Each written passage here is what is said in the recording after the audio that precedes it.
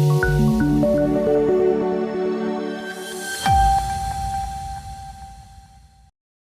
દર્શક મિત્રો, સમાચારની વાત કરવામાં આવે તો છોટાઉદેપુરના પાવી જેતપુર તાલુકાના આંબલગ ગામે દીપડો કૂવામાં ખાબકતા વન વિભાગની ટીમ દ્વારા દીપડાનું ભારે જહેમત બાદ રેસ્ક્યુ કરાયું.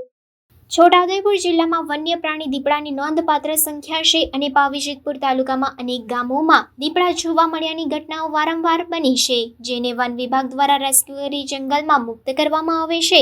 ખાસ કરીને કોઈ પણ વન્ય પ્રાણી ખોરાકની શોધમાં માનવ વસ્તી તરફ આવતા હોય છે અને ખાસ કરીને રાત્રિના સમયે શિકારની શોધમાં નીકળે છે. એ જ રીતે ગત રાત્રિએ એક દીપડો આંબલગ ગામે ભીમસિંગભાઈના ખેતરે આવી ગયો હતો અને અંધારામાં દીપડો કૂવામાં ખાબક્યો હતો, જેની જાણ ગ્રામજનોને થતાં સ્થાનિકોએ વન વિભાગને જાણ કરી હતી, જેને સંલગ્ન છોટાઉદેપુર વન વિભાગની ટીમ સ્થળ ઉપર પહોંચી હતી. રેસ્ક્યુના તમામ સંસાધન અને સ્ટાફના કાફલાએ 2 કલાકની ભારે જહેમત બાદ દીપડાને સફળતાપૂર્વક પાંજરે પૂર્યો હતો.